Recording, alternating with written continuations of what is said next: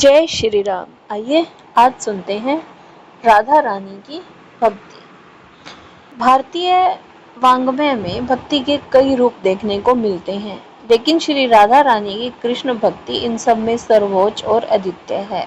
राधा जी की भक्ति कोई सामान्य पूजा पाठ नहीं, बल्कि आत्मा का परमात्मा में विलीन हो जाने का नाम है। वैष्णव दर्शन में राधा जी को श्री कृष्ण की आह्लादिनी शक्ति कहा गया है, जिसका अर्थ है वो शक्ति जो भगवान को भी आनंद प्रदान करती है।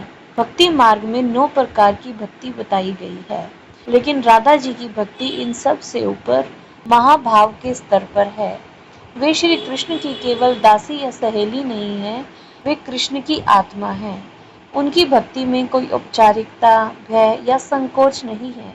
राधा जी का उठना, बैठना, श्रृंगार करना, सांस लेना, सब कुछ केवल और केवल श्री कृष्ण को सुख पहुंचाने के लिए था। उनकी भक्ति का एकमात्र उद्देश्य कृष्ण की प्रसन्नता थी। लौकिक संसार में प्रेम और भक्ति के पीछे अक्सर कोई न कोई इच्छा छुपी रहती है, लेकिन राधा जी की भक्ति पूरी तरह निष्काम है।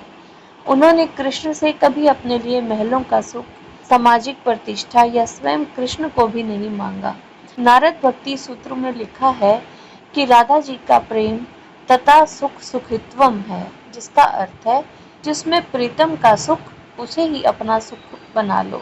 यदि कृष्ण को उनसे दूर रहने में सुख मिलता है, तो राधा जी उस विरह को भी अपनी भक्ति बना लेती हैं। जब श्री कृष्ण कंस वध के लिए ब्रिज छोड़कर मथुरा चले गए, तब राधा जी की भक्ति का सबसे कठिन और दिव्य रूप सामने आया। उन्होंने कृष्ण के भौतिक वियोग को भी अपनी साधना बना लिया। विरह की उस अग्नि में तपकर उनका प्रेम और अधिक शुद्ध हो गया। उन्होंने सिद्ध किया कि भक्ति केवल शारीरिक रूप से पास रहने का नाम नहीं है, बल्कि आंखें बंद करते ही हृदय में ईश्वर का साक्षात अनुभव करना ही सच्ची भक्ति है। उद्धव जी जब ज्ञान का संदेश लेकर ब्रज आए, तो राधा जी की अनन्य भक्ति देखकर उनका सारा ज्ञान फीका पड़ गया और वे स्वयं भक्ति मार्ग के उपासक बन गए। शास्त्र कहते हैं कि संपूर्ण ब्रह्मांड को नियंत्रित करने वाले पूर्ण पुरुषोत्तम भगवान श्री कृष्ण केवल राधा जी की भक्ति के अधीन हैं। कृष्ण जब मुरली की तान से तीनों लोगों को रिझाते हैं, तब राधा प्रेमवश होकर कृष्ण पुकारती है, तो भगवान की मुरली भी उनके हाथों से छूट जाती है।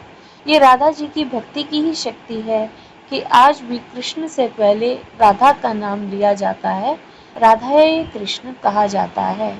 श्री राधा रानी की कृष्ण भक्ति हमें ये सिखाती है कि ईश्वर को पाने का सबसे सीधा मार्ग अहंकार का विसर्जन है। जहाँ मैं और मेरा समाप्त हो जाता है, वही राधा तत्व का उदय होता है। उनकी भक्ति संसारिक वासनाओं से परे परम पवित्र आध्यात्मिक योग है।